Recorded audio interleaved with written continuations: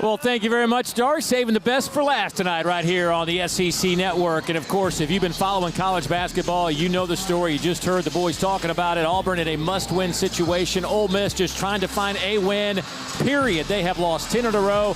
Auburn won earlier this year in Oxford. And a pleasant good evening, everybody. Dave Neal, this is the former All-American and NBAer. I am not that guy, trust me. John, let's face it. I mean, Auburn has struggled down the stretch here, lost 6 of 7. Yep. They have put themselves in a dire situation. What's going on with Auburn? What has to happen here in the last 3 games of the regular season? You know what? They haven't guarded very well. Yeah. But you know what? It's a new day. Just win. Big game tonight, big game Tuesday, big game next Saturday. They've got to win, Dave. And the key to winning is for their talent and leadership to take over. You take a look what Joe Lunardi just put out, and there's Auburn last 4 in. You don't want to keep putting yourself in situations. You have to take care of the games in front of you. Tonight it's Ole Miss. Ole Miss has lost 10 in a row. Stephen Pearl does not need his Auburn Tigers to come out flat tonight. You see the numbers entering tonight, 54% chance for the tournament, 57 if they win tonight, and of course it drops down to 47% if they lose tonight. It is a big game for the Tigers. No other way to put it. And the first matchup won by Auburn. Auburn dominated the paint. Chris Beard talked to us this afternoon about we've got to protect the paint, we've got to protect the rim. We cannot foul as much as we did in Oxford. Overton starts things off on a fine note. Coming off 26 against Oklahoma, where he hit 9 of 17, but more importantly, 5 threes. Yeah, played back home. He grew up in Oklahoma City, high school, outside in the suburbs, Midwest City, and in Norman High. See the Ole Miss starting 5. Inside to Scott, trying to work on Jovic, who gets just his 5th start of the season tonight. Elijah Freeman with the steal, bobbled it, kept it alive, and fouled on the way to the basket. And his hustle is rewarded with a couple of free throws. It is the start that Auburn wanted. Quick bucket on one end, a steal on the other. Chris Beard trying to get his guys. They can't turn it over, especially, Dave, in this building. Comberdine picks up the foul. Now, if you'll notice this Auburn starting lineup, one of the constants all year has been Keyshawn Murphy. Has started 25 of the 26 games that he has played. He is going to come off the bench tonight, which is a change in this lineup. Elijah Freeman getting the start in his place, making his 5th start of the year. But there is Keyshawn.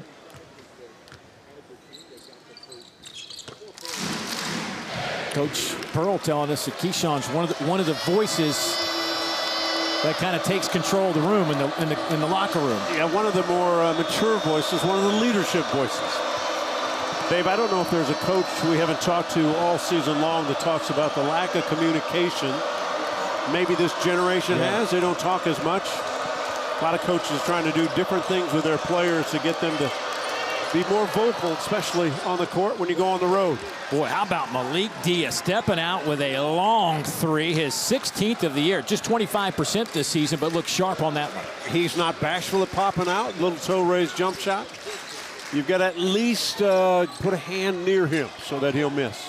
Keyshawn Hall answers back, nothing but net. Hall doesn't miss many. Having a terrific season on the offensive end, 21 points a game. Fourth in the conference at 7 rebounds. He's 10th.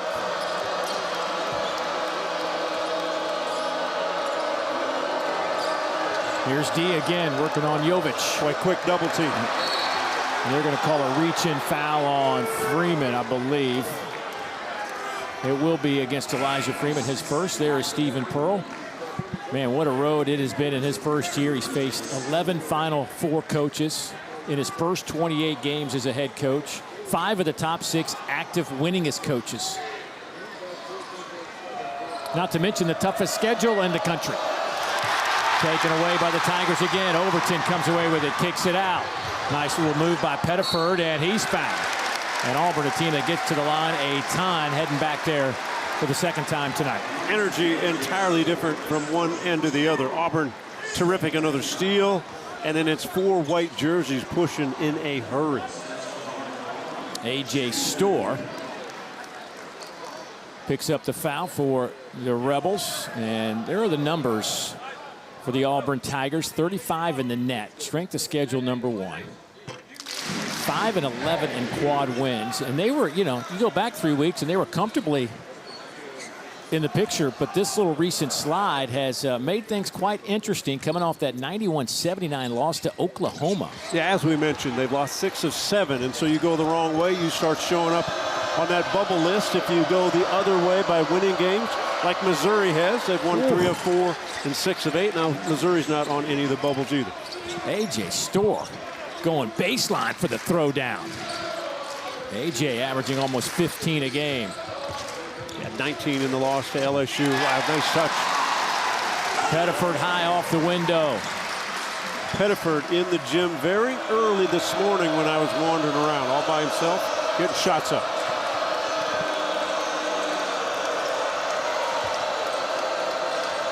Boy, that should have been another turnover. A little scramble for it in front of that Tiger bench.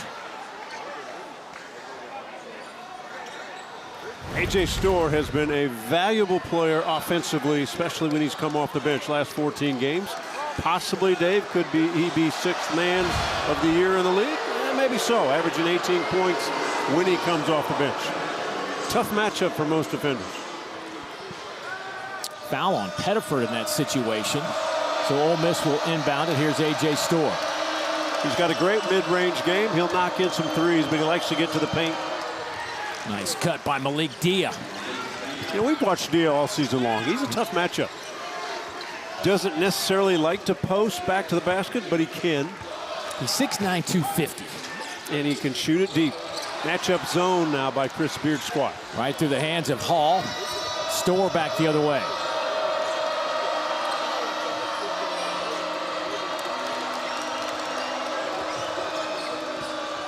Pinkins gets it out to Commerdine. Long rebound kept alive there by Klafke. Got to keep a body on Klafke. He's very active. Pinkins, high arching 3. Boy, he knew it was good the moment it left his hands. And Dave, you know that Ole Miss, even though they've lost 10 in a row, they've got to come in here pretty loose, right? They had a loose shoot around today. Know the pressure's on Auburn to beat them. They've already matched up once. Ole Miss beaten handily in Oxford. Really, the difference was at the free throw line. Pettiford back to Hall. Overton with 7 on the shot clock. Spins out. Rebound Dia.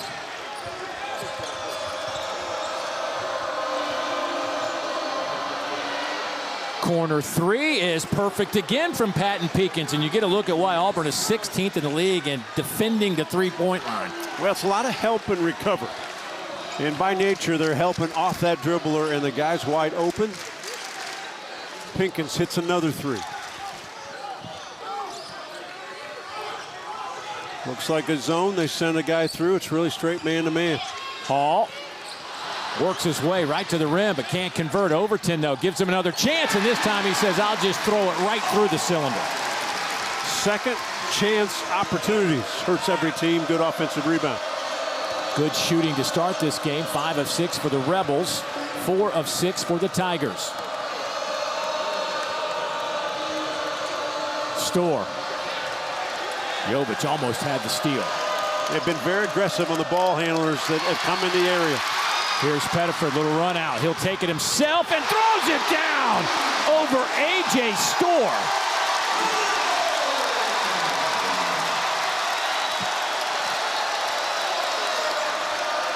That's 6-1 getting up in the air for the Tigers. Catch and shoot from Klafke, and he knocks home a 3. What is it about Auburn? Everybody all of a sudden thinks they're a three-point specialist when they play the Tigers. Well, what terrific pace to this game. The dunk by Pettiford.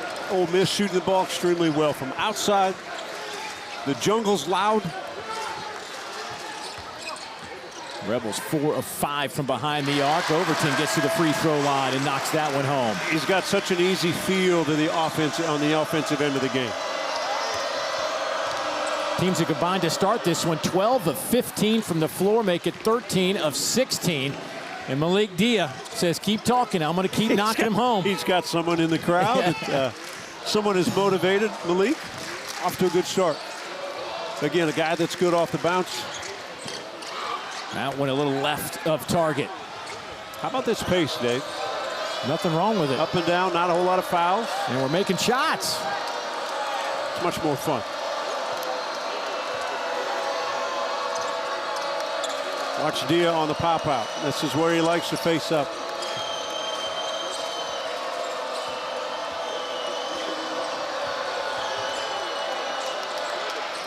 Turnaround is no good. Off Dia's head into Jovic's hands. Boy, these guys have got to be getting tired. Oh, my goodness.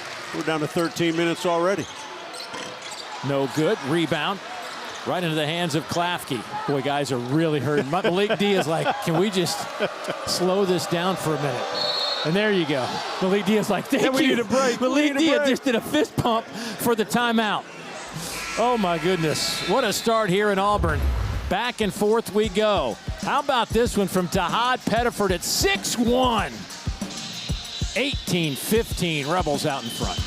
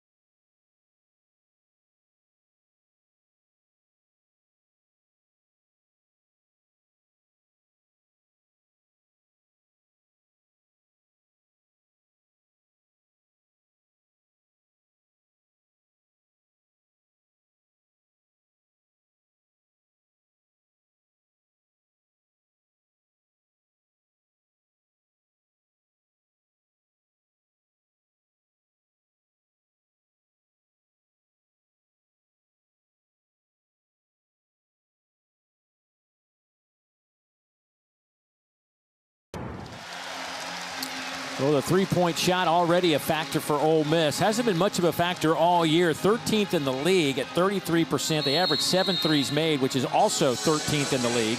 But they started this one 4 out of 5 from behind the arc, and it seems to be a common theme. Oklahoma in their win over Auburn hit 13 of 19 from behind the arc. Wow. Stephen Pearl talked about that today. Teams have scored in the paint at a high percentage, nearly 70% when they get into the paint against Auburn. So you've got to protect the rim. But then he said all these teams just shoot lights out against them. Let's compare Auburn, Dave, to a year ago and what they had inside. Chani Broome, Cardwell, Chaney Johnson, they had rim protection. They don't have that this year. So teams attack, they can't guard the rim. And whether it's luck, whether it's bad luck, teams they play against have just shot lights out from deep.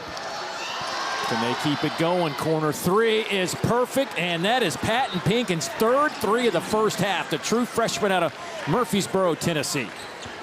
And take a look how quickly the ball moves when you watch Ole Miss on the offensive end. Finding open guys, and they're getting open looks, wide open.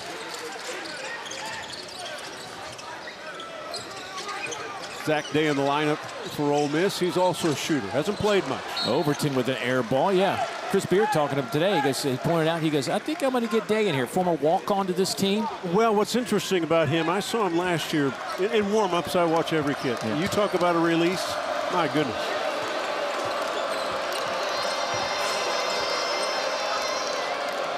See if they can get Zach Day a three-point look here. Some early minutes. Boy, that was just stripped out of the hands of Corey Chest as Keyshawn Murphy has made his first appearance. And a turnover there by Keyshawn Hall. And because we played so long, almost 7 minutes to start the game without a timeout, we'll have to take another quick break. Our under 12 media timeout. Ole Miss off to a good start. Back in a moment.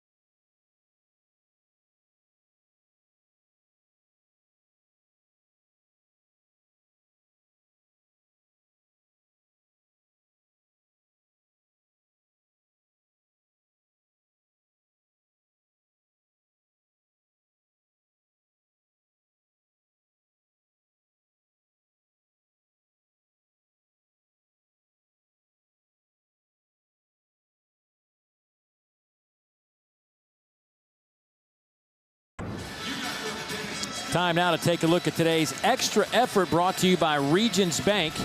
And for that, we go back to Auburn's big win over Kentucky last week in a packed house here at Neville Arena. And there is Freeman. Just kind of keep an eye on number 6 and how this play all evolved. You know what? It's actually a pretty good defensive stand by Kentucky. Now, I'm going to kind of circle because it's up here. Keep your eye as we get going. Good defense. They shut off lanes to Hall. Good defense. Challenge shot. Block the shot to miss. Nobody blocked out Freeman. Not one body. Not one. Because he snuck. He was over in the corner. He was hanging out. Sneaky Elijah. Waiting for his opportunity. Boy, what a big win. That's the only win in the last 7 for this Auburn team. A big one, certainly, against a tournament team in Kentucky. And Coach Pope wasn't happy after that one. No, he walked out of here an unhappy gentleman. Cost him a few bucks. Yeah. Not much in today's world, I don't think. A 5-second violation. Michalek trying to inbound it. And Auburn turns it over underneath their own basket. Sometimes if you're taking the ball out of bounds, you got to be a Tom Brady. First guy he sees used to give the ball to. Good analogy. I like that. I watched one time when they interviewed him. He said, I don't make it hard. First guy open, I give him the ball. Right. Perry trying to get a shot off. Instead, they'll get it to Pinkins in the corner. There is Day with the 3. His first look spits out for him. And the Tigers back the other way, down 6. Smaller type lineup in for Ole Miss. See if Auburn can pound it into the paint. Hall. Well, I thought he was going to shoot it. I thought he could get a whistle. Williams, Adams, air ball, but there's Murphy, keeps it alive. Shot clock at 7. Michalek will fire for 3, no good. A rebound ripped out of there by big Corey Chest at 6'8", 220. Well, he almost turned it over. Michalek going to be whistled for a foul. And Stephen Pearl is livid. Well, you're frustrated as a defender because the ball handler simply handed it to the defense. Here's Pinkins with the behind the back. He simply loses control of the basketball. Stephen Pearl should be upset. You can't reward the offensive player when they make a mistake. They just did, though. They did. Ole Miss ball, shooting it well in a tough environment. It's a great gymnasium. Yeah. I mean, this is a perfect place. A good arena, good shooting place, great lighting. Comardine, as the shot clock horn sounds, Murphy saves it on the baseline. You liked it. You made 55 straight free throws today. Kind of walked in. It's been a while since I've shot. I tried to catch it. Didn't even get halfway there. I screamed like a little girl when I missed my streak ended, though. Good pass. Terrific. Murphy, no screaming on that one. He just throws it down. Now, Keyshawn Hall is so good off the bounce, and he can control the defender, whatever he wants to do. When he puts it on the floor, when he gets to the paint, they're going to have to help out, and his teammate Keyshawn Murphy with an easy finish. Keep an eye on any of the double teams by Auburn. When the ball kind of gets to the 8 to 10 foot area, they become much more aggressive. How about the long 3 from Malik Dia? Zach Day hustles, and they're going to say a tie-up, and the arrow will keep it with Ole Miss. But back to Keyshawn Hall. He is left-handed. He goes left or right, but the explosiveness, now you have to help. Now, Comardine can't. If your guy beats you, you can't just follow him in. He gave up Murphy to an easy bucket. Go to Murphy, see if you can deny the pass, make them have a different possession. Murphy averaging 11 points a game, 7 rebounds. Well, Perry wants to shoot it. He just can't get any rooms over the taller Murphy. Corey Chess had some room.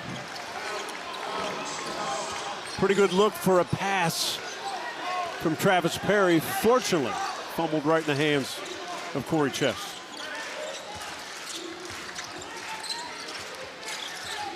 Chess trying to defend Keyshawn Hall. Goes left, off the window. Guys that score 20 points, Dave, have a variety of ways that they can score. Hall's no different. Shoots it from 3, over 40%. Of course, led the Big 12 in scoring last year, averaging over 18 points a game. And he's a tough matchup. How do you defend him? Can you give him space? He'll shoot it. If you get up close to him. Boy, Storr tried to draw the foul, but how about the athletic move from Murphy? Oh, what a big collision. Ball bounces right back to Freeman. It's amazing that wasn't a foul.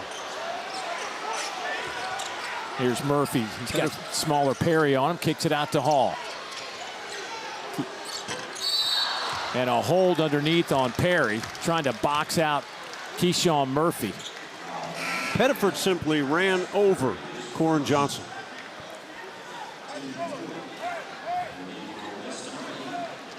That was a really big collision. And sometimes as a player, you go to the official and go, what would you like me to do? I mean, it's a simple question. And have an official tell you one way or the other.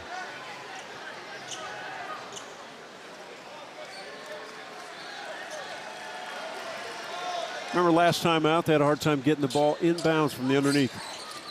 Pretty easy there. Loose ball down on the deck.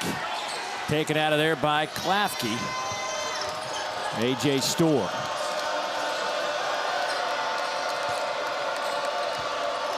Corey Chess. Boy, the Rebels have been on the verge of turning this thing over more than they already have.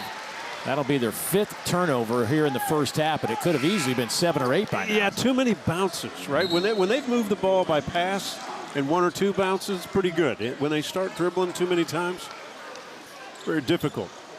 The other part is Auburn's very aggressive with their hands on the defensive end. Ole Miss is a team that just doesn't turn it over. Last year set a school record for fewest turnovers, and they're not far behind that group. They're 9.5 per game this year. Second in the Southeastern Conference, and would be the second best in school history if it finishes that way. Poked out of there by James Scott. Freeman defending Perry. Storr. Koren Johnson. Tried to get it to Scott. They're going to say it was up above the rim on the cylinder and tapped in. So offensive goaltending. Chris Beard's trying to get an explanation. So Ole Miss up by 4 on the road. Our under 8 media timeout. 23-19 Rips.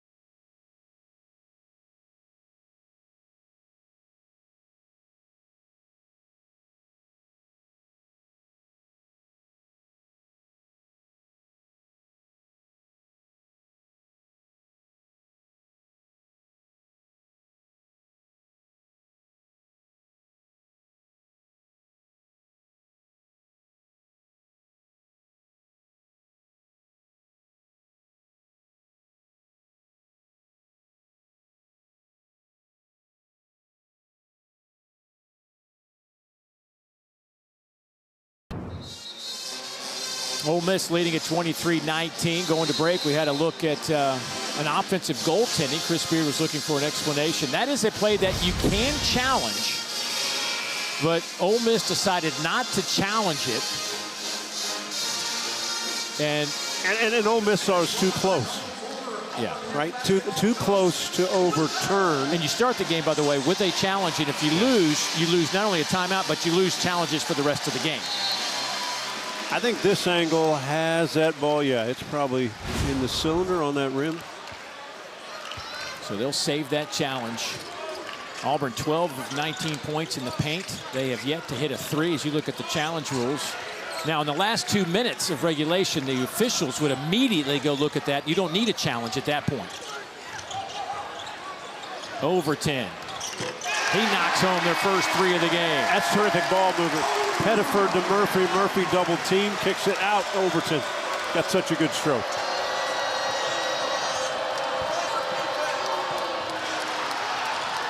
Another opportunity here for the Rebels. A.J. Storr working on Overton and lays it up and in. Just flew right past Kevin Overton. You know, Storr's got that body, 6'5", 208, physical, tough. Like I said, his mid-range game is terrific. Doesn't mind contact, usually can shoot that little fadeaway on guys. That time more powerful. Went right to the rim.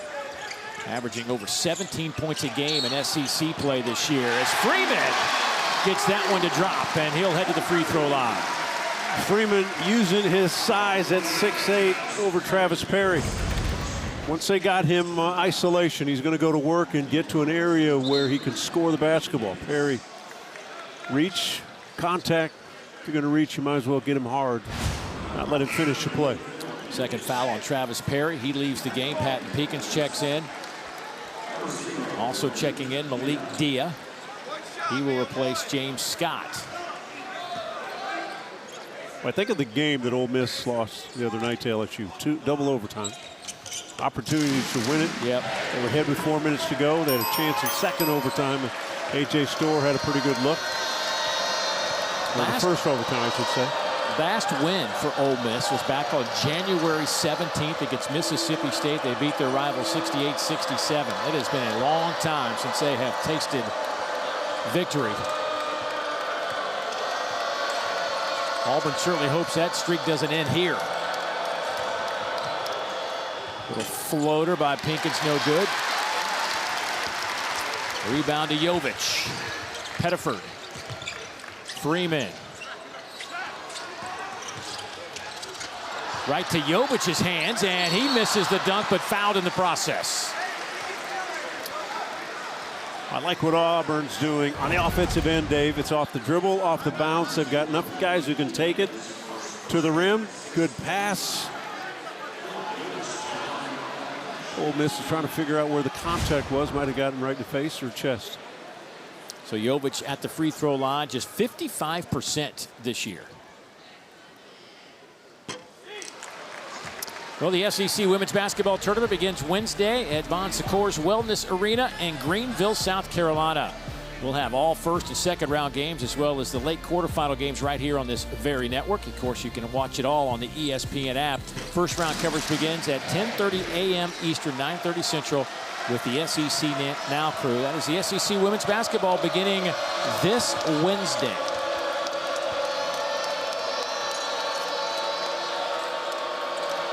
Auburn out in front by one.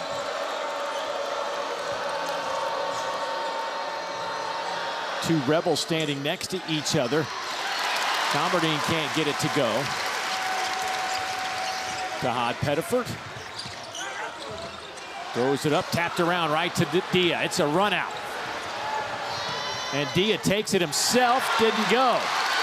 And now the Tigers have numbers on the other end, 4-on-2. But opportunities missed.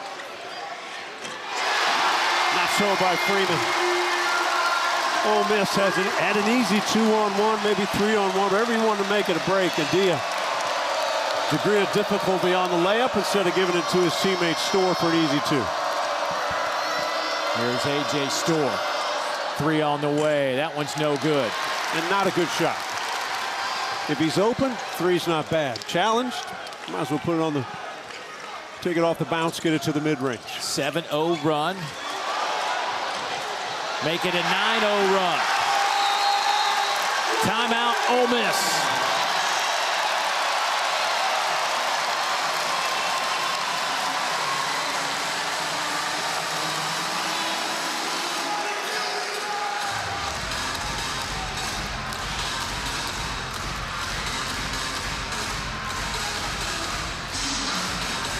The jungle alive and well, and on the defensive end, they've been able then to cause misses, get steals, and when they push it, Dave, and play at this tempo, this is what we think of Auburn basketball, especially in this building.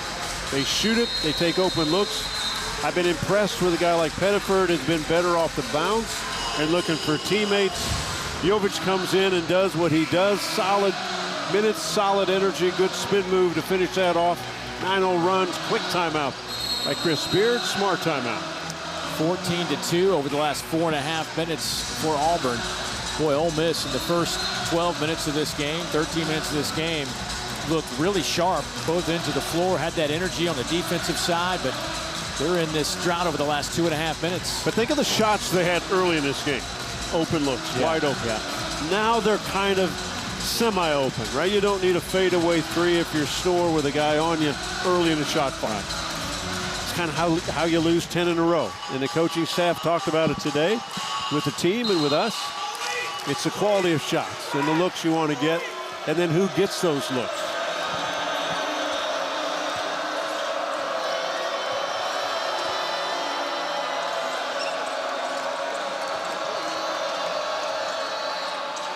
Storr, Zach Day steps inside the arc, and that won't drop. Rebound ripped out of there by Sebastian Williams-Adams. Good catch by Freeman on a deflected ball. Williams-Adams can't handle it. It will belong to Ole Miss.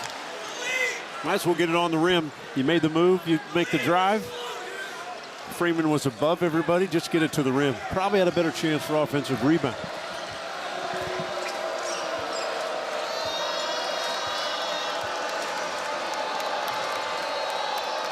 Pettiford guarding Day. Malik Dia spins, gets doubled, and a foul on the baseline. Let's see who that's going to be on. Steven Anderson stopped play on the baseline. Going to go against Jovic. 31-25, Auburn up by 6. Back in a moment.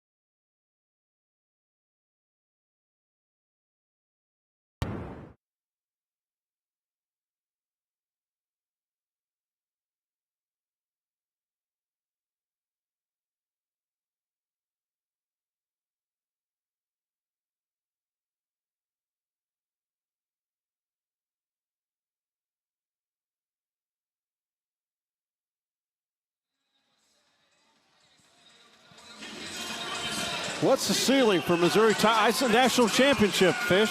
What do you think? Coming from a true Tiger. I mean, why couldn't they win it all? Now, here's the amazing part, what Missouri has done. What's By funny the way, about that's the a bold bubble. statement. Let me just say that coming from your partner, that's a bold statement. National championship? Yeah. You'd like me to say Sweet 16, Something like couple that. weeks. Yeah, you just went right for the ceiling, didn't you? Well, hey, well, that is the ceiling. Yeah. You take a look at the season in Missouri. Here's the projection. Right now, they in the standings, Missouri is tied for 4th for the SEC tournament. Look, with Tennessee. I'm with you. Missouri is a team that on any given night could beat just about anybody in the country. We had them the other night, Tuesday night, against Tennessee, and looked so good. T.O. Barrett at the point guard spot now has changed that team for them. They're playing well. You've got a guy like Mark Mitchell. And I do think any of these teams, when they get confidence going, any of them. It's night and day. By the way, those were the first free throws for the Rebels in the first 16 minutes of this game. Storr with the steal on the open floor. Freeman chasing him down, but can't get there in time. That'll be a technical foul on Storr for hanging on the rim, and Chris Beard just shakes his head. He literally just shook his head. Are you kidding me? What are we doing? Well, I think he took about 4 steps before the dunk. But I've noticed we don't call traveling, so. Good steal by A.J. Storr. It was. Great play. Now watch him pick up the dribble here. 1, 2, 3, 4. That's 4 steps. And then he hung around. Technical foul. Oh, total frustration, coaching staff. I was just going to say before that, you got 3.5 minutes to stay in this game. Storr makes a steal. Good bucket. That was the old high jump thing, right? Where those guys do the circle around and take about 8 steps before they elevate. Yeah.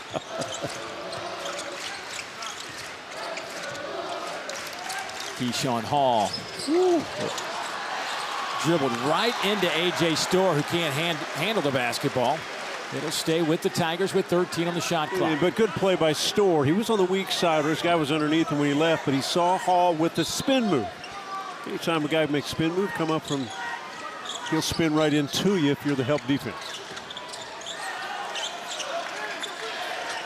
Jahad Pettiford with 5 points here in the first half. 4 on the shot clock. Freeman elevates, gets his own miss, and will reset. Pettiford spins in the lane. Got it. Oh, what a nifty play by Jahad Pettiford. And folks, that's a shot with his right hand. He's left-handed. He's taken a couple of right-handed shots tonight. Pettiford coming off a season-low 4 points against Oklahoma, 3 assists and 2 turnovers in that game. Boy, nice effort by Comardine, who's averaging over 11 points a game to get in the paint and convert. And we've seen that all season long, Comardine. He's good off the bounce, tall enough to finish over the top of guys at 6'5". 3 from the corner. Keyshawn Hall, 40% marksman. 2:15 to play first half.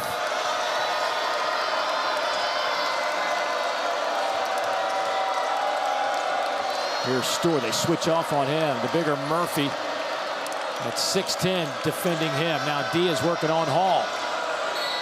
Boy, a couple of big boys, and Malik Dia wins that battle. He'll head to the free throw line. Dia is so strong and so difficult to defend, whether inside or outside. I tell you what, Auburn is, when they move the basketball and they move the defenders, and Pettiford, who can either score off the dribble or he's made good passes off the dribble, this time finishing. And again, if you're a defensive player and you make Pettiford spin and finish with the right hand, you've done a good job. Malik Dia can't convert the three-point opportunity. Here's Hall guarded by Zach Day. I don't think Zach Day was on the Auburn scouting report. Hadn't played a whole lot this year, but Zach Day getting a lot of quality minutes. Averaging just 7 minutes total per game that he's played.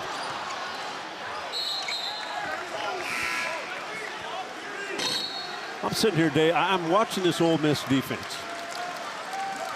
Triangling two-ish, zone-ish. They'll follow some guys through. They won't follow other guys through.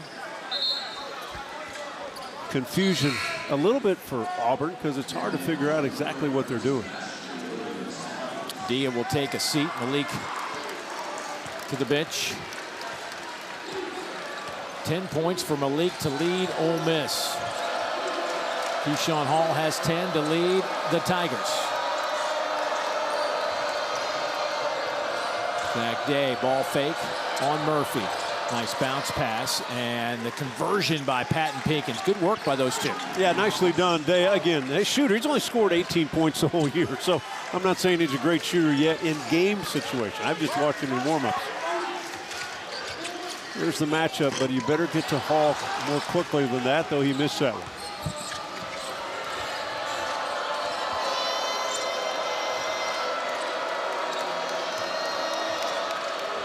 A.J. Storr runs right into Pettiford off the window. Doesn't mind contact, does he? No. I mean, he tried to draw contact, went right in the defensive player. One of the few guys that's not afraid of that. And Ole Miss, how about this? Auburn has made more free throws than Ole Miss has attempted this year. And 4 blue jerseys surround Murphy, and they foul Keyshawn. And that'll get Murphy to the free throw line. Another terrific pass by Pettiford. Really against this matchup zone, Pettiford just fired that thing from up top. Right down the pipe. An easy opportunity. Keyshawn, 76% at the line. He has played Ole Miss 6 times in his career. Remember, he transferred in from Mississippi State this year. Averaging 12.5 points, 7 rebounds. Has a couple of double-doubles against Ole Miss over his time in college. But misses the front end, tapped around, and Murphy comes out of there with it. Try a little wraparound pass, and that did not work. It'll be Ole Miss basketball. And now Ole Miss a chance for one shot. Maybe take the lead. They played a really good first half. Both teams shooting it really well. 57% for Ole Miss. Auburn 54%.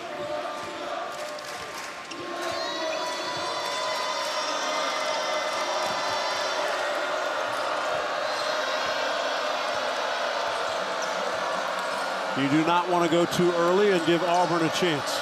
Storr. Step back, counts, 4 seconds, 2 seconds.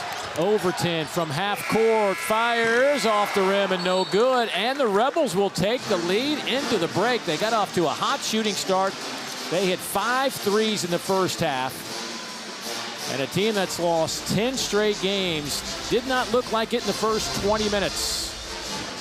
Time to get to the studio. Dari, Ron, Fish, it's all yours, boys.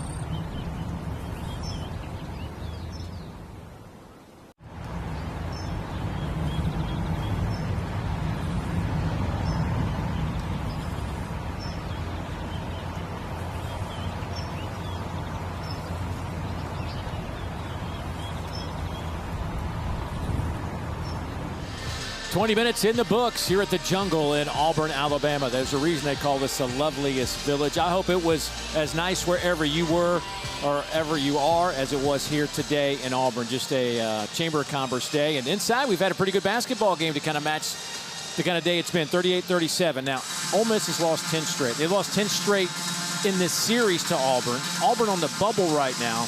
They're down 1. Your takeaway from that 20 minutes, knowing all that storyline stuff. Did Auburn play like they're on the bubble? They got to guard better, but I will say this. Ole Miss comes in here. They're loose. Yeah. Played a lot of players. Played pretty well. Patton Pinkins was pretty good the first half. Hit 3 of 3 beyond the three-point line. 11 points. Had a couple assists, a steal in there. They've not gone to the free throw line very much, so they've relied on the jump shot. Usually don't win that way. Keyshawn Hall doing what Keyshawn Hall does. An easy 10 points. I say easy. The only thing he didn't do, go to the free throw line very much. He shoots a lot of free throws, only 1 of 1 that first half, but an easy 10 points. Kind of controlled where he wanted to score. He kind of scored, but terrific first half. Ole Miss up 1. Should be a great finish. In the first meeting between these two teams, Auburn had a season-high 39 free throw attempts and a season-high 32 free throw makes. They are 6 of 9 after 20 minutes of basketball here at home.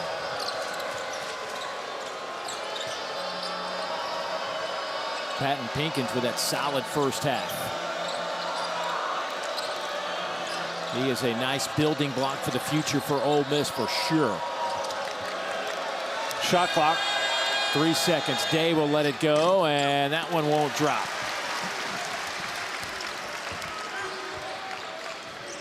About Zach Day getting the start in this second half. Well, you and I were just kind of casually talking about the first 20 minutes, and he brought some competitive fire to the floor. Yeah, for Ole Miss. He really did on the defensive end. We're still, again, I've watched him warm up, and he's got an unbelievable shot. He's not made many shots this season, 18 total points.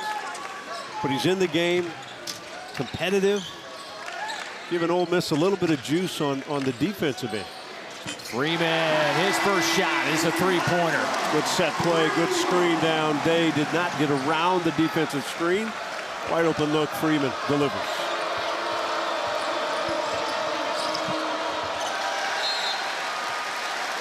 And a turnover. Gives it right back to Auburn.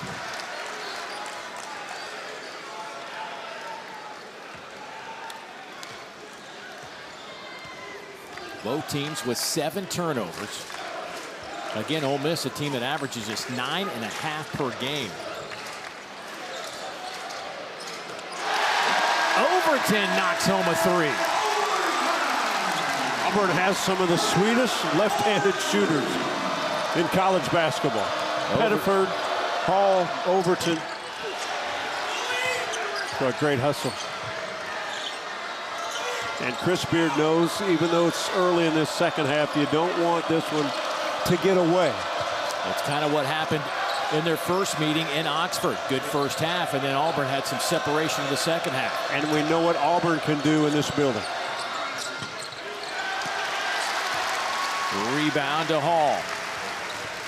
A.J. Storr quickly gets up off the bench for the Rebels.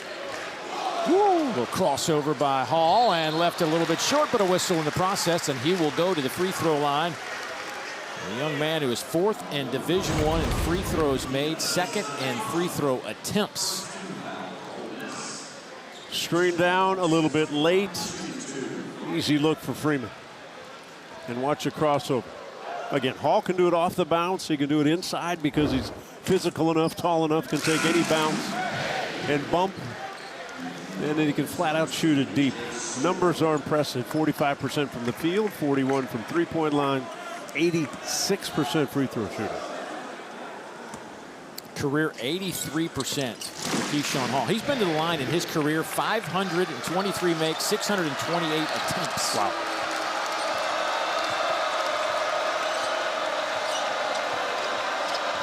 Ole Miss needs a bucket. They need a good possession.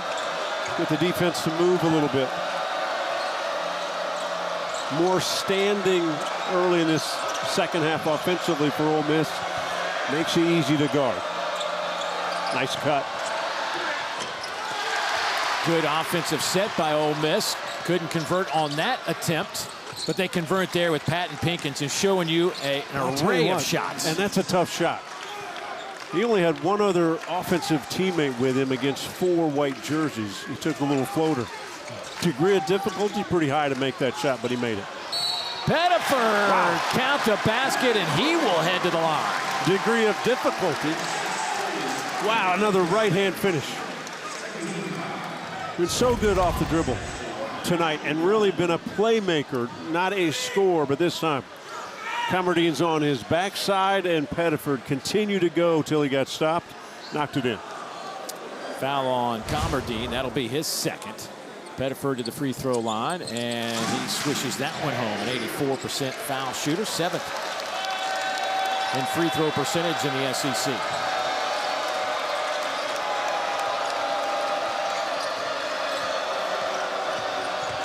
Storr got to the paint, can't convert. Auburn trying to stretch this 8-point lead. They have come out of the locker room on a roll. Can they keep it going? Loose ball up ahead to Comerdine. He converts. That's a big stop by Ole Miss. Loose ball, they came up with it, they threw it ahead. Comerdine again with a tough make.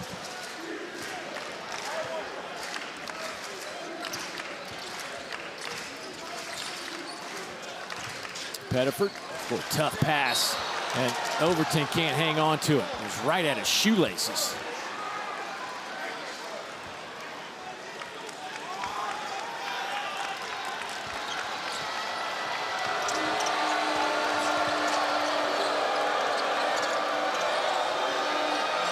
Dia trying to post up. That one's tapped out of bounds by Freeman. It'll stay with Ole Miss. You know, Dia had the post-up position, and I can't figure sometimes Storr threw that lazily over the top of a couple guys to the corner. Fortunate for Ole Miss, they maintained possession.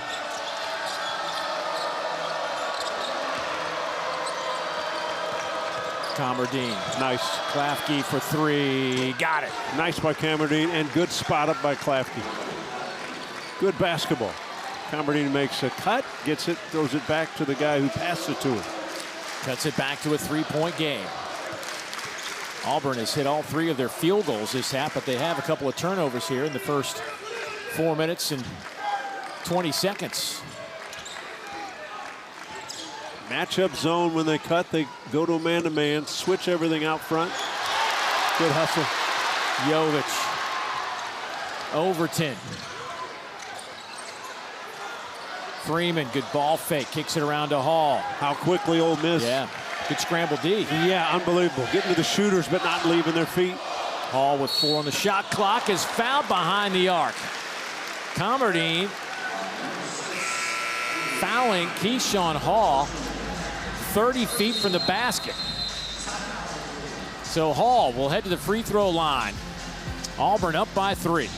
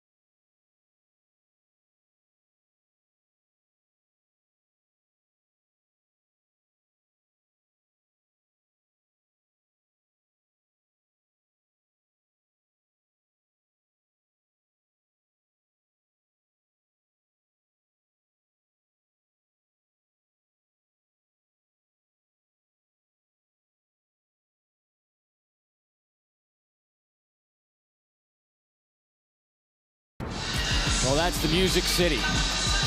And in 10 days, the SEC will converge on Broadway for the SEC men's basketball tournament. Begins on March 11th. Should be a lot of fun. I mean, last year, the most historic season by a conference in college basketball history, culminating with the SEC tournament. Obviously, this is going to be another fantastic run. But right now, the question is, can anybody beat Florida? You thought maybe Arkansas might have a chance, but they're down 19 tonight against the Gators. Nobody is as hot as Florida. They have jumped up to a 2 seed. All right, and playing like a team that can beat like anybody. a 1 seed. Yeah. I mean, they really are. Obviously, let's take Florida out of the mix because right now they're the hottest team. They have to be considered the favorites to win the tournament. So who would be next in line for you to win that SEC tournament? I guess you're going to say because it's my alma mater, I think Missouri's got a chance because of their depth. That's your alma mater. I know, so I can't say it. You know, Arkansas, I like Arkansas, but to win a tournament in, 3 days or whatever, they only play 7 or 8 guys, and they're not totally healthy. Man, I mean, Florida is so good. Yeah, I know. It's hard to. It's theirs, I think, to win. Alabama with a great win today on the road. Oh yeah, going to Knoxville, packed house. That was awesome. Win Tennessee has lost a lot of close games. That doesn't bode well for me to think they'll win the tournament. Patton Pinkins knocking home another shot. Patton having an outstanding game. 15 points for the freshman. He will definitely be on the all-freshman team, I think, in this league. He's been terrific. Williams Adams has been quiet tonight. Another outstanding freshman. He's out of Houston, Texas, wearing 33 in white. Hall kicks it out to Williams Adams. Big hop step. That one is swatted out of bounds. 3.9 on the shot clock.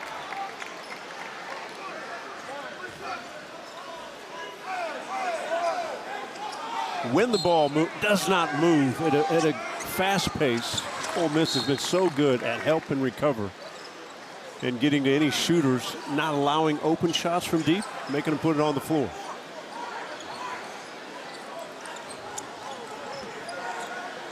Shot clock.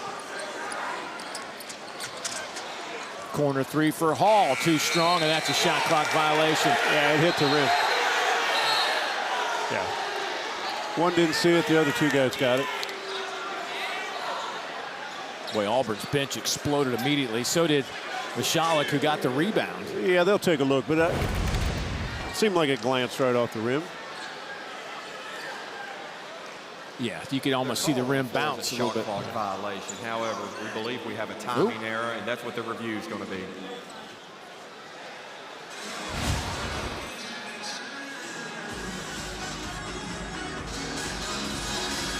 You thought it hit, right, I Dave? thought it did.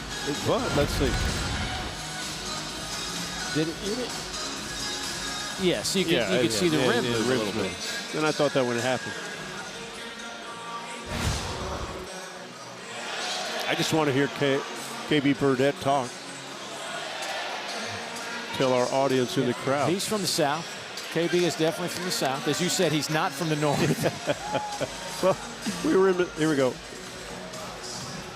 Following the review, it was a timing error. The ball did hit the rim. It'll be Auburn ball on the baseline. We had, at the time of the whistle, we had possession by Auburn, be 19 on the shot clock. The game clock has been adjusted to 14:31 as well. Spot throw in. Great explanation by our boy KB from the great state of Arkansas.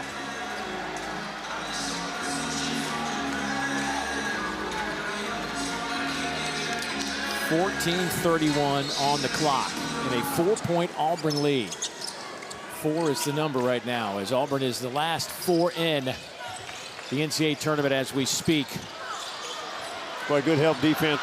Klafke with the steal. Scott on the floor gets it to Storr. AJ takes it himself right in traffic, and they're going to count the basket. Loves the physical game. Absolutely just drove the basketball into the Auburn bodies and wanted all the contact. Good defense by Klafke, who got that ball, knocked it away, and then Storr simply just going to come straight at any defender that's in the way. and make the finish. Another solid scoring night for A.J. Storr. Storr converts the free throw, 76% foul shooter. Ever since he's been coming off the bench, he's been very productive, averaging over 18 points a game. You know, lo and behold, Auburn built a lead. They could have got it to 10. They did not, and now it's a one-point game again.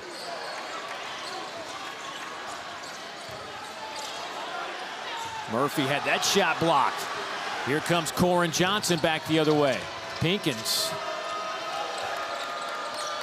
Klafke working on Murphy. Some contact out on the perimeter, and that'll be a foul against Keyshawn. Dave, James Scott has been outstanding on the defensive end. Blocking shots, clogging up the middle. Not a lot of minutes all the time, but things that he's doing in the LSU game, only 15 minutes, couple points, couple rebounds. It's not the stat sheet that you're going to find what James Scott does defensively for Ole Miss. Corner three, good. Pat Pinkins having some kind of night. And he has got some confidence going. What a variety of buckets he's hit tonight. Deep threes, floaters, jump hooks. Had a season high 25 against Oklahoma in the SEC opener. Michalek. He can't get it to go, but he'll head to the free throw line. Michalek's only been to the line 6 times all year. He's hit half of them. I'll tell you what, he put his head down and went right away. He was the open guy. They thought they were going to give him the 3, but he took it hard as he could, drew the contact, see if he can make the free throw. He's a guy that gives him a couple of minutes each half off the bench, but did not play against Oklahoma, as Stephen Pearl went with only 7 players against the Sooners. Told us today, says he's not going to do that again. He's going to have to spell a couple of guys. So Michalek back on the floor. Well, this is the final meet on next Sunday's SEC schedule. It should be a great one. 2nd-ranked LSU, 4th-ranked Florida from the O-Dome down in Gainesville. The O'Connell Center. Coverage begins at 6 Eastern right here on this very network. Of course, you can catch it on the ESPN app. The other part about Ole Miss playing well, the crowd has been into this game in a few stretches, but it hasn't been a constant roar. It hasn't been a normal Auburn crowd here at home, no doubt. Their 84th consecutive sellout, by the way. And Auburn Tigers have not gotten enough defensive stops and easy buckets to ignite them. A.J. Storr. And this is where A.J. loves to do his work. Spins, fires, tapped around. Hall comes out of there with it. Keyshawn Hall's now got to be much more aggressive on the offensive end for Auburn. 15 points for Keyshawn Hall. 4 of 9 from the field. Here's Overton. He is offensive foul. I thought he extended the right hand, Dave. Not even the shoulder. I think the right hand did the pushing. That'll be his 2nd. Off the left-handed bounce, and now watch this. Yeah, there's the extension. Elbow, arm. Not called all that often.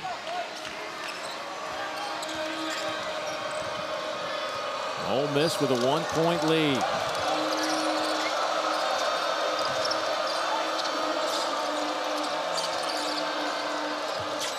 Storr, corner 3. Got it. Boy, how about that pass? That was quick, wasn't it? Boy, Koren Johnson, and that's what a point guard does. Knows where his guys are.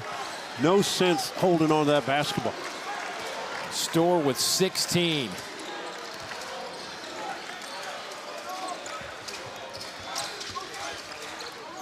That ball's partially deflected. And not surprising, the first guy on the floor, Klafke. Rebels popping off the bench, thinking they have a chance to break this 10-game losing streak. All about ball movement and the quickness. Find your open guys. They hit A.J. Storr. Ole Miss on a run, up 4.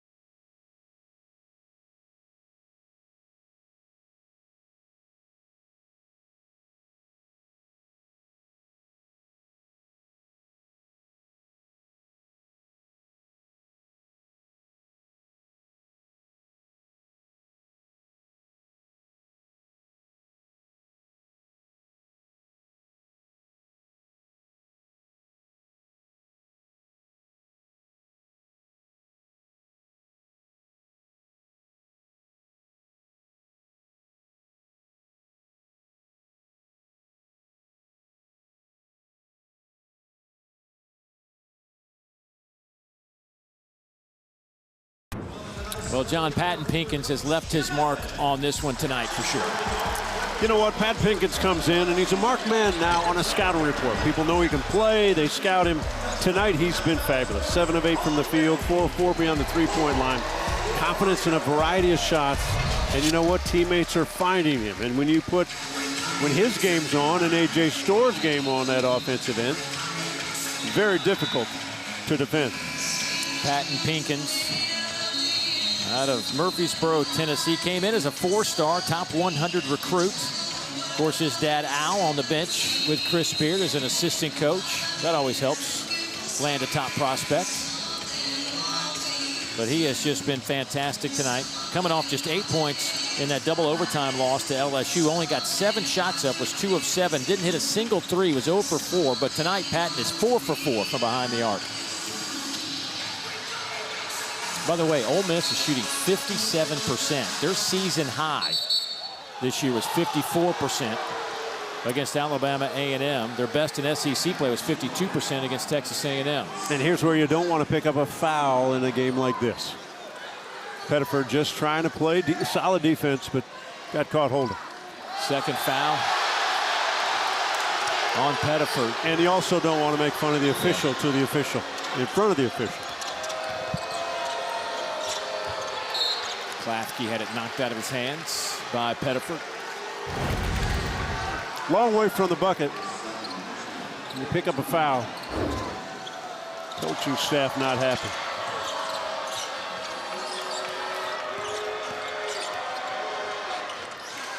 A.J. Storr with a little turnaround. Yeah, pretty tough to defend, isn't he? They get mismatches. He had a big on him, and Storr too good off the bounce. Usually doesn't finish, usually at the rim. He likes that mid-range. How about 36 combined points for Storr and Pinkins? Pettiford back the other way. Nice touch for Tahad. He's starting to pick it up a little bit. He's up to a dozen points. We'll see if he becomes more aggressive with the basketball. Auburn's got to find ways to get stops on the defensive end. Warren Johnson, long pass caught over there by Klafke.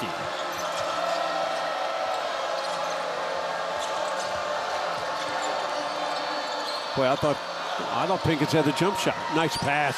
What a pass by Storr. Unbelievable. James Scott will finish it with a flush.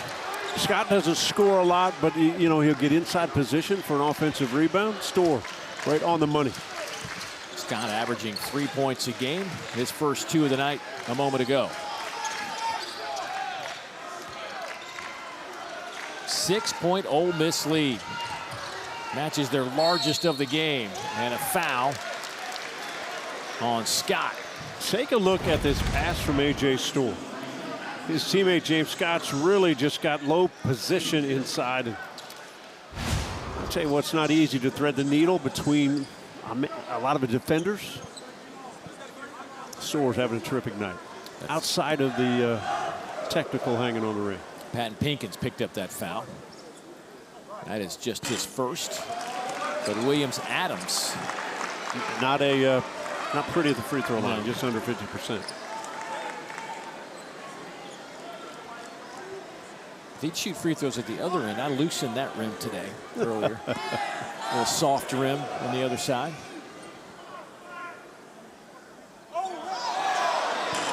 And there'll be a lane violation. A.J. Storr put a foot in the lane. So Williams Adams, the old two to make 3. Remember you played in that. Yeah, right? 1 year in it. Yeah. Or 3 to make 2, I should say. 3 to make 2. Yeah. You got really nervous if you missed 2. He delivered that. How about that rule in the NBA? You have 3 chances to make 2 free throws. Think of that. Think of that. Professional basketball. Yeah, professional basketball. The jungle now trying to get their Auburn Tigers to get a stop or 2. Storr's been good off the bounce. Pinkins been good with the shooting. Nice cut. Oh, beautifully done. Klafke is bumped. You know, they keep running the screen so that Keyshawn Murphy gets switched out on Storr because Ole Miss figures that Storr could take Murphy off the bounce, and he's been able to. A couple of fouls now on Freeman. Getting a little choppy now. First half was a fast-flowing game. Boy, and Pettiford cut right underneath A.J. Storr. That could have been a dangerous play. That'll be the third on Tahad. Yeah, you're right. Watch this. This could have been extremely dangerous. Oh. Great balance by Storr. That was a crazy athletic play. My goodness. Pettiford's got to get his head in the game instead of making silly mistakes. Little dump down to Scott and trickles it in over the cylinder. I'll tell you what, Ole Miss is playing well, Dave. We know they've lost 10 in a row. They've had a lot of close games, close losses. But they've come into this building and they're all cylinders. Good offensively, good defensively. They've mixed a lot of zone in tonight. Murphy lowers his shoulder, and Scott with another play. Klafke.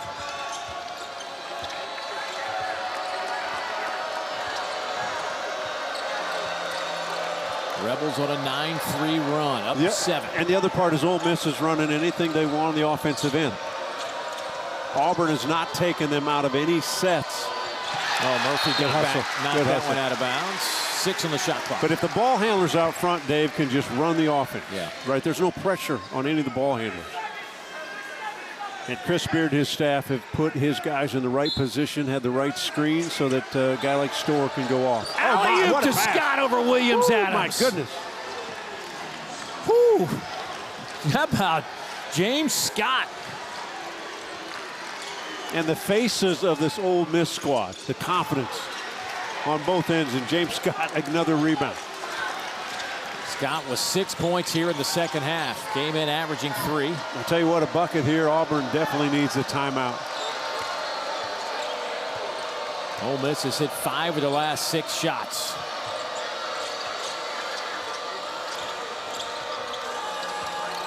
Johnson. Inside it goes. Scott. Now that pass deflected right to Murphy. Now the Auburn Tigers have a little run out. Overton in traffic, and there's a whistle and an offensive foul. They'll wave it off. That'll be the third on Overton. But Overton frustrated. Yes, very. And I'm not sure all frustrated by the call. Movement by Pinkins. He got the whistle. But I think there's a frustration of this Auburn team, knowing they need a win, finding a way to get a win, but they have not done it on the defensive end. Tom out on the floor, back in a moment.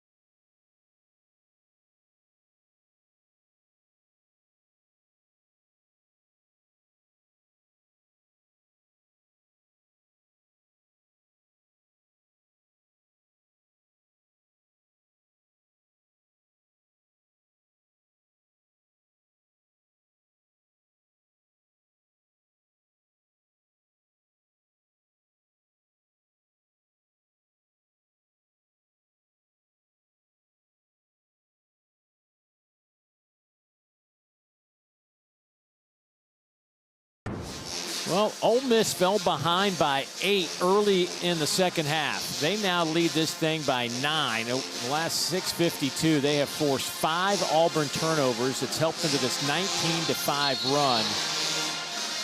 And they just seem to have it clicking on the offensive end right now. Well, every piece that they put in, and that's James Scott has been a piece off the bench. Every complimentary player, every guy that's come in has played solid minutes. And that lob, again, lack of communication by the Auburn Tigers. Not ready when the ball was put in bounds. And Auburn defensively, Dave, has not taken anything away from what Ole Miss wants to run and do. Again, this Auburn team in Joe Lunardi's last 4 in. They have played more quad one games than anybody in college basketball, but 5-11 in those games. Toughest schedule in the country. A.J. Storr fires. That one's a little bit short. Freeman grabs the rebound. Keyshawn Hall's pull-up 3 is no good. Williams-Adams knocks it out of bounds. It'll belong to Ole Miss. What do you think about that shot? You know what? Keyshawn Hall is a guy that averages 21 a game, so you don't mind it if it's him. He was telling the referee he thought he got undercut a little bit. I think he'd probably prefer a little better shot in a possession. Make Ole Miss defend more than they're defending. But Ole Miss is making Auburn defend, like almost every possession. Johnson's 3 no good. Little back tap. Pinkins grabs the loose ball, and the Rebels will set it up again. Storr pulls up for 3. Got it. A.J. Storr now up to 21. All because another offensive possession. Offensive tap out and rebound by Klafke. Storr's 9th 20-point game of the season, 22nd of his career. Here's Hall. He'll just launch another 3, and it's perfect right over Scott. Again, running back down the floor, said he was fouled. I thought good defense by Scott, though you got to keep a hand up with a guy like Hall. Gave him some space so he couldn't get beat off the dribble, but keep a hand somewhere in vicinity. Hall now with 18.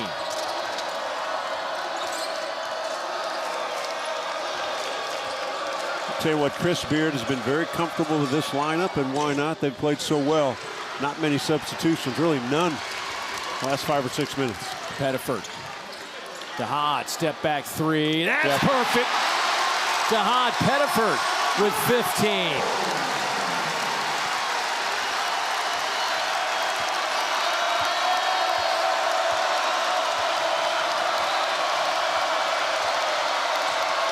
Scott. Storr.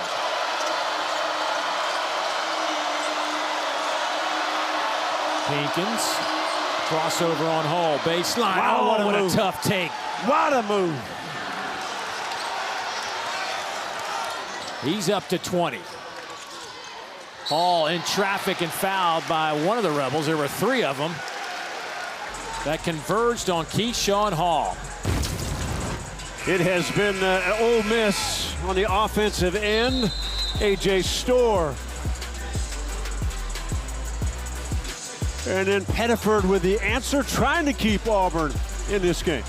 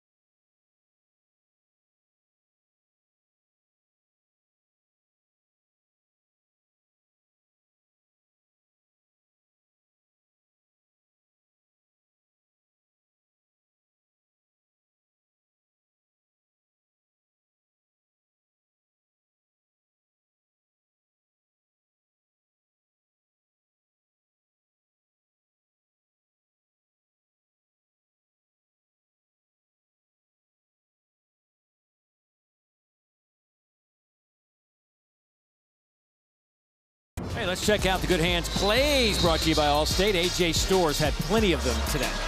He's had a terrific ball game. Not only his scoring 21 points, but he's got 3 assists, a couple steals. He's been right on the money. And not only that, he has shown some great leadership on the court. Been very vocal. Took about 17 steps there, but fabulous game. Yeah, 21 points for A.J. Storr. Had 18 points, 5 rebounds, 4 assists in the first meeting with Auburn, a Tiger win in Oxford. Young man on his 4th school. Started at St. John's, went to Wisconsin, then Kansas, before winding up in Oxford. Is Keyshawn Hall at the free throw line. He, too, on his 4th school. He started at UNLV, went to George Mason, last year at UCF, and now here at Auburn. And I'll be honest, Dave, you're judged by your wins and losses when you leave somewhere.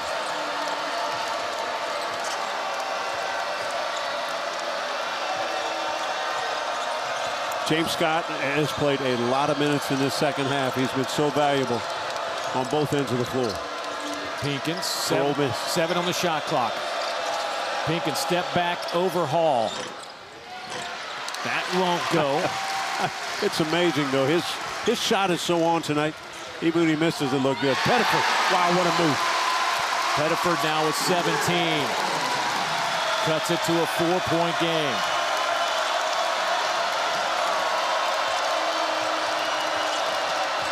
Comardine floater, no good. Scott in there battling for it. The 5-minute mark is crucial for Auburn in terms of trends. When they lead at the 5-minute mark, they're 14-0. When they trail, 0-12. We just went under the 5-minute mark, and they're behind. Let's see if that holds true tonight. And now they're playing against an Ole Miss team, Dave, that has had trouble finishing games. They played super in the second half, but now can they carry it on in the last 5 minutes? Reach and foul on Williams Adams. That'll be a 1-and-1 situation for A.J. Storr. And a tough matchup for Williams Adams. As a freshman, guarding a guy like A.J. Storr, senior. Difficult position to be in. Storr at the free throw line tonight. His second attempt is good.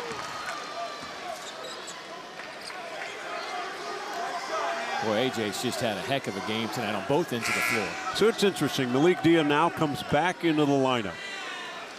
And to think what his team did without him, now he's got to continue on and be as good defensively as James Scott was and as smart offensively when they're on the half-court sets. So Storr will take a breather for a moment. Of course, we're getting close to that under 4 media timeout. I'm sure he won't be there very long. Pettiford will pick it up as Ole Miss leads this one by 6. Pettiford slips, falls, double team, loose ball. Tie up, Arrow will keep it with Auburn.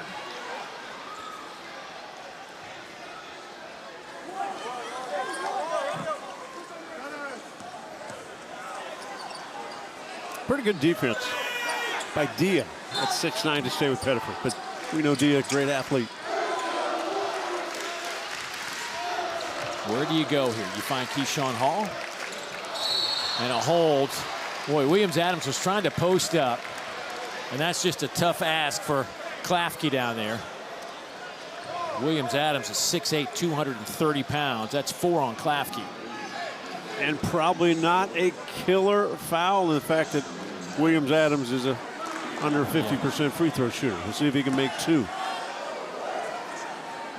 Former 5-star, top 40 prospect out of Houston. Clanks it off the rim. Kept alive. That's terrific by Freeman. Bad block out by Ole Miss. You can't give that up. Hall. All the way to the basket. Tried to get it to Jovic, and it ends up in his hands and a dunk. See if that sparks the Tigers.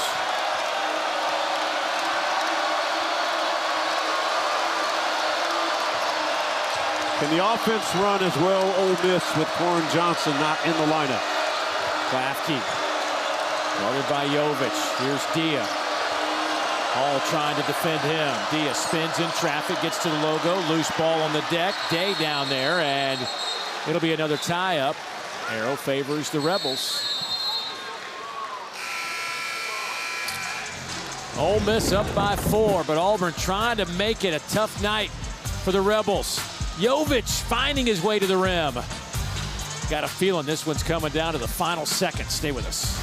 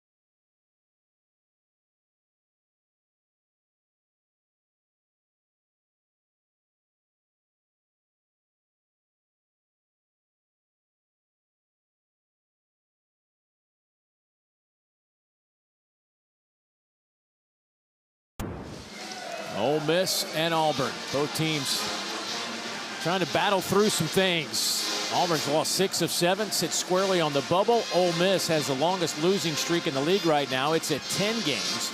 Matter of fact, they've lost 10 straight to this Auburn team, going back to 2021. But for Auburn, it's the big picture story. They came into this game with a 54% chance to get to the NCAA tournament. Has been adjusted to 1.7. With the win, it bumps up to 57%. Ole Miss on the baseline, spot throw in. And with the loss, it drops to 42% with 2 games remaining in the regular season against LSU and Alabama to finish things off. And then, of course, you got the tournament. You can always get healthy there, but you're going to have to win a couple of games at least, depending on who you play. You don't want to put yourself in that position, but Auburn is getting close to being put in that position. Yeah. Expect Hall and expect Pettiford to be huge keys down the stretch for this Auburn team. They're going to have to do it, though, Dave, on the defensive end. Ole Miss has been able to run what they want to run, get the shots they want to get. And we'll see if A.J. Storr back in. You can't turn it over, though. Good play. Well, how they got a shot off was quite impressive. Comberdine can't convert. 3:35 to play. James Scott back in the lineup. Remember how good he was defensively. Jovic, man, the ball just seems to find Jovic, or Jovic finds the ball. But either way, Auburn likes it. He's come up with some second chance opportunities, and a foul on the way to the basket. That'll get Freeman to the free throw line. Nothing was very pretty about any of that possession. But as you mentioned, Dave, Jovic kept that ball alive. Looked like it was going to be a steal. And then Freeman off the bounce, turned the corner. When you got around A.J. Storr, then you've got to help. Contact foul.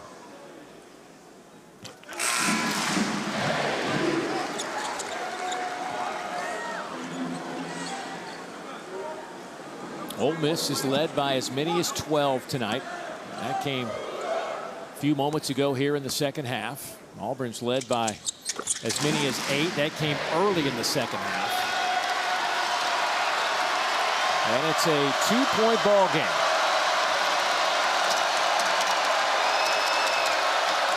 A.J. Storr, Patton Pinkins, the 2 guys that have led this Ole Miss team, ought to have touches and looks. Storr on Jovic. Good defense. Comberdine. Wow, what a hoop, what a bucket. What a bucket. My goodness. Timeout. Ole Miss after the made shot from Comberdine.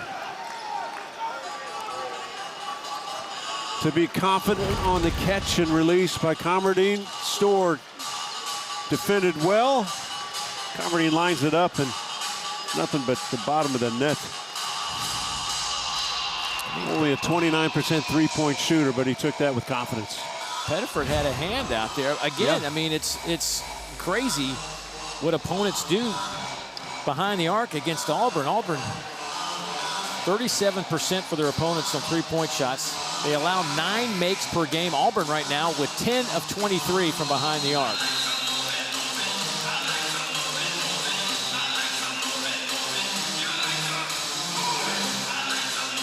Well, Chris Beard telling us today, you know, about his team and their attitude, their mental state after a 10-game slide. He says, hey, man, our guys seem to be connected. They're into it. I anticipate us going to play well today. You know, it comes down the stretch of which players can make plays at the end of a game. And Ole Miss has just been frustrated because at the end of many games, they've had 1 or 2 chances, and they've not made the plays. Auburn, they've lost 6 of 7, same type of deal. They've not made the defensive plays in a lot of games.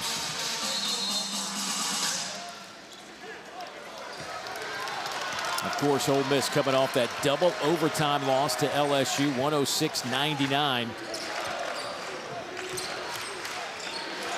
Freeman, corner 3, a little bit short. Scott for the rebound.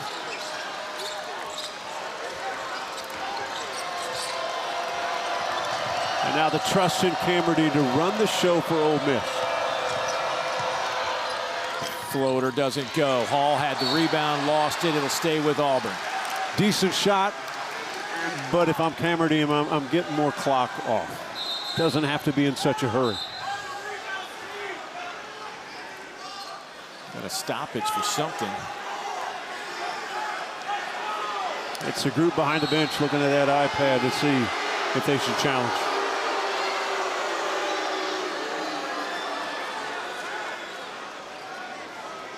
The call on the floor is Auburn basketball off an out-of-bounds violation. That call is being challenged by Ole Miss. This is their first challenge of the game.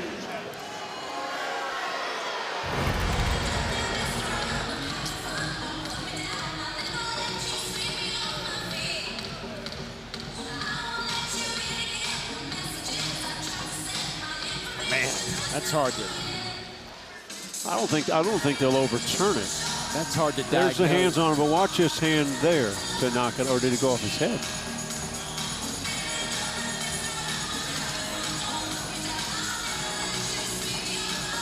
Watch Scott come with the hand there. I don't know.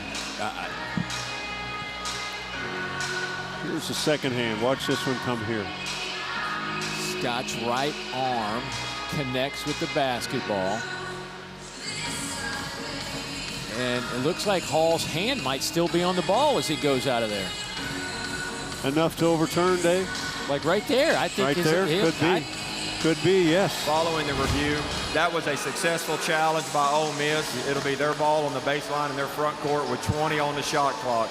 That's their first successful challenge. They have 1 challenge remaining, whether it's successful or not. I love the guys all behind the bench are high-fiving. Yeah, right. We did. Well, there's 19 of them behind the bench. They better get it right. They're fired up. I mean, look at that. Is that crazy? Look at Great challenge. How many coaches did you have on the bench? You had a head coach, probably 3 assistants. Yeah. 1 trainer. That was about it. Yeah, that's about it. 1 manager. Boy, I don't like the shot. It's so early. They had 20 seconds from the underneath out of bounds. And then Pettiford the other way makes him pay. Count it, and he'll head to the line. Dave, to be honest, Camardine's shot is how you lose games. Yeah. You got plenty of time to get set. You got plenty of time to get to your best players. And then Pettiford knows what to do when he's going downhill. Can finish either way. He's been explosive finishing with that right hand. I just looked across the way at Chris Beard talking to Comardine a minute ago, just a second ago, and he had his arms, you know, the old calm down sign. Slow down, slow down. Crowd thought there was a foul. Rebels come out of there with it. And Comardine will slow it down for a moment. And really, the two guys that ought to shoot, Storr and Pinkins, unless you get a layup or something else. You don't need some crazy. That's pretty good. Draw contact. Jovic will be whistled for the foul, I believe. I tell you what, Pinkins holding that right shoulder. Now, he got Jovic up in the air. Okay. They're going to take a look. What the delay was, that's going to be a foul on Jovic. Delay was it a 2 or a 3? So they're going to go look at that, but the foul will stick. Is to see if it's a 2 or a 3-point shot attempt. Very difficult when you're the defender and you leave, then you're in the air. And what they're showing the crowd, they're showing Pinkins move into the defender. Toes behind the line, right, Dave? Behind the line.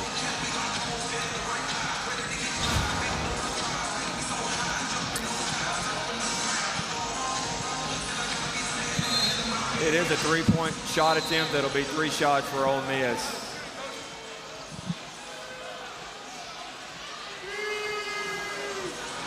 What a night for Pinkins. 20 points, 8 of 10 from the field. A couple assists, 3 rebounds, a couple steals. Now he's got to loosen that right arm up, but what a night. His young career high, 25 against Oklahoma in his first SEC game. He sits at 20 with a couple of free throws. This is his first time at the line. Pinkins misfires. He's been 85% this year, 42 out of 49.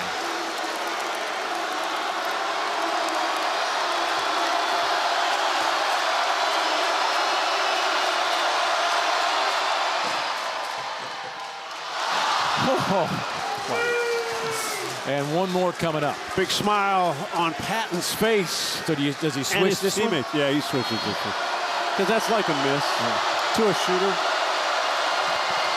Shoulders getting loose. There you go. Well, how'd that ball roll back in, that second one? 5-point game. 2 minutes to play. Jovic sets a screen for Hall. That one's blocked by Scott. That's his 4th block, a season high for James Scott. He's been fabulous defensively. Goes out, handles the pick, they switch, and he trails. And done that all this second half. Chris Beard's going to challenge this one. Yeah, A.J. Storr was convinced, and I don't know how much you trust the guys on the court as much as you would. But I'm sure someone behind the bench had to say something. The call is Auburn basketball off an out-of-bounds violation. This play is being challenged by Ole Miss, whether it's successful or not. This will be their last challenge for the game. Yeah, maybe it's worth rolling the dice here. And they might have seen something.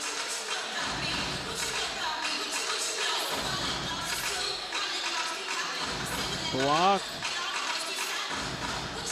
Ooh, get a fingertip by Hall. Catch that just briefly after the block.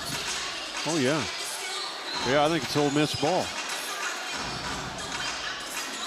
Off. Don't you think? I would lean that way, but is it enough? Is it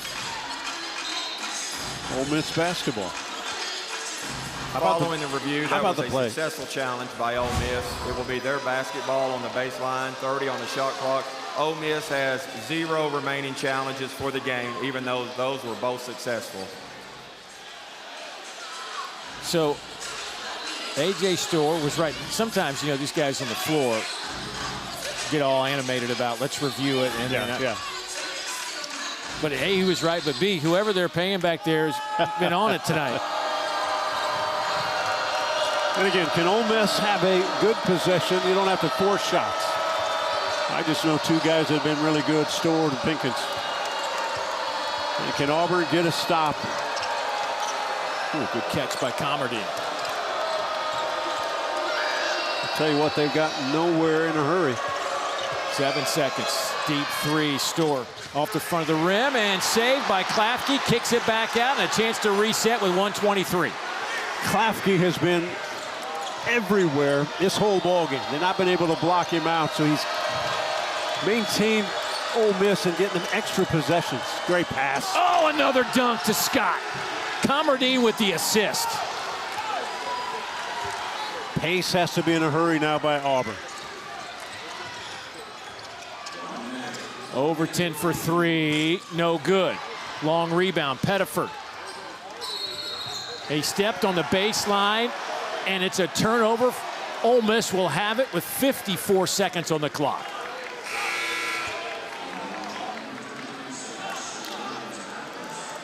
So here's full court pressure that you have to put on. Ole Miss is a terrific team. They don't turn the ball over a lot. Off? I mean, you're going to start thinking about fouling. I would think they couldn't get Scott off the floor. He couldn't run. He couldn't run the baseline. And there's the turnover. Now you got to keep Scott on the floor for defense. Yeah, and Camberdy should know. Again, you should know. You hear the referees. They tell you if you can run or not. Not the turnover they needed.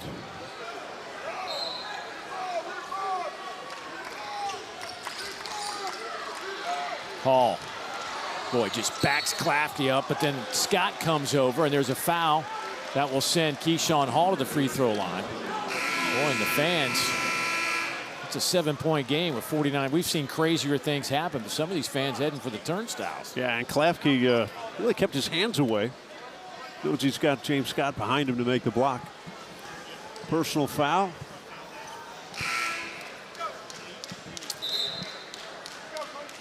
So Klafke is done for the night with 6 points, 8 rebounds, and 3 assists. Yeah, he's been huge all game long just by keeping balls alive defensively, offensively doing some things.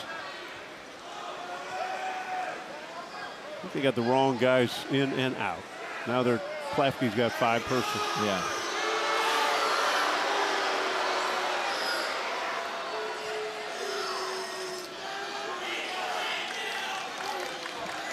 So Hall back at the free throw line. He has moved up to number 2 in the country in free throw makes this season. He is 9 out of 9 at the line tonight, 21 points. He came in 35% of his points this year have been at the free throw line. And if you're looking at this Ole Miss squad on the offensive end, James Scott's 9 of 18 from the free throw line, only 50%. Pinkins at 86.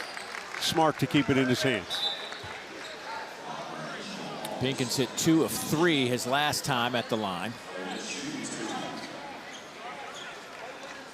Dave, think of what Ole Miss might accomplish tonight. They come in and they've lost 10 in a row. They should be the team that heads are down, right? Everything's not good.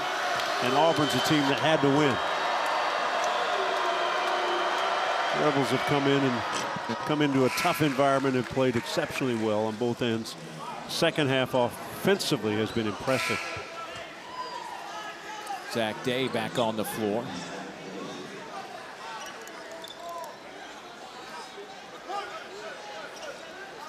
Keep an eye on all the switches that Ole Miss will do on the defensive end. Scott man in the middle on the back end of it.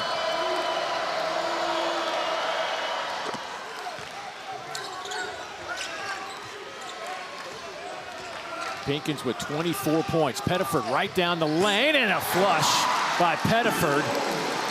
Now they've got to pick up in a hurry. Pinkins smart, keep it in his hands, be strong with the basketball.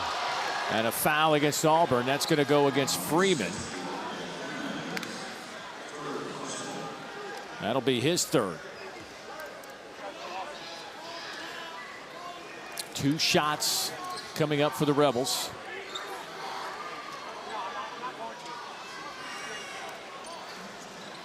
Pinkins 4 of 5 from the free throw line. Remember, he missed the first one. He's made his last 4.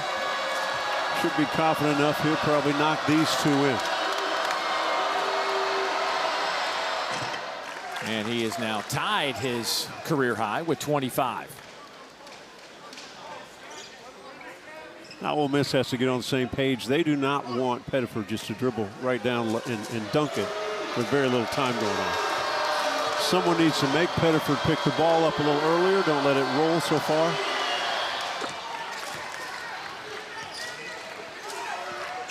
8-point game, 30 seconds to go. Pettiford, step back three is good. It's a 5-point game, 2 possessions. Auburn calls the quick timeout. It has been a long time since Ole Miss has defeated Auburn. They've lost 10 straight. Matter of fact, here is the last time they won.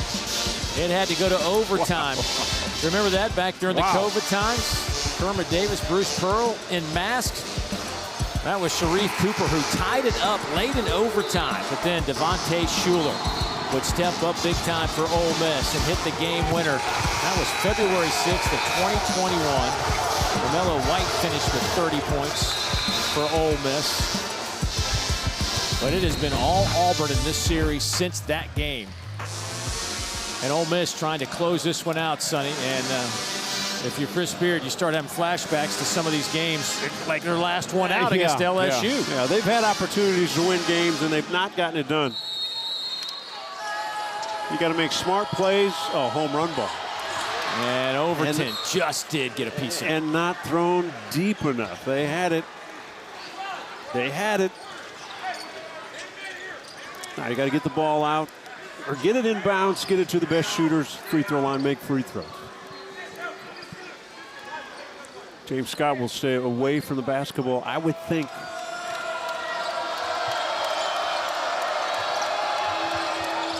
They get it to Scott. Boy, did he get rid of it in a hurry. Here's Pinkins off today. Oh, no. Storr is fouled by Williams-Adams. I said, oh, no, I couldn't believe Day threw that pass. A little lob. Boy, they tried to foul James Scott. And that's what Stephen Pearl was saying. We were fouling. Did you see, I mean, you know, it's cliche-ish, but that was a hot potato for James Scott. He got rid of the basketball in a hurry. Well, what a second half, though, for James Scott. Absolutely phenomenal on the defensive end. 4 blocks tonight. 8 points, 3 rebounds. Been a difference maker. And you know what? They built the lead with Corin Johnson when he was running point. Yep. Cameron was on the sideline. Freeman for 3. That bounces around. Jovic back to Pettiford. That one's no good. 5 seconds. The tap is good with 3.7 seconds. And a quick foul. We'll get A.J. Storr back to the line, but this one is in the books, and this is a tough one. As Stephen Pearl told us, maybe not a must-win, because there were other avenues if you did lose this one that you could get in. But let's face it, the reality of it is this one hurts, and hurts bad for Auburn. Well, they've gone backwards in all of the seedings for NCAA play. And this will be their 7th loss in 8 games. You got LSU coming in here next Tuesday, and then they'll travel to Tuscaloosa. But yeah, they've put themselves in a tough position. And the streak is over for Ole Miss. The 10-game losing skid to not only Auburn, but their overall 10-game skid comes to a crashing halt here on the road as they win this one 85-79 over the Auburn Tigers. Ole Miss will go to 12-17. It's their 4th conference win. Meanwhile, Auburn goes to 15-14, 6-10. I thought Ole Miss, Dave, was outstanding the second half on the offensive end. They handled it. They made shots. And you got to give credit to Storr and Pinkins were phenomenal scoring the basketball. 53% from the field, 40% from behind the arc. That'll do it on the road. 85-79 our final score for John Sunvold, the rest of our exceptional SEC Network crew. I'm Dave Neal saying so long from Auburn. Time to get to the studio. Dory, take it away, my friend.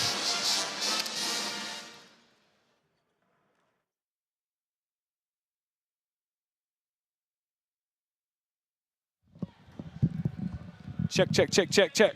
1, 2, 3.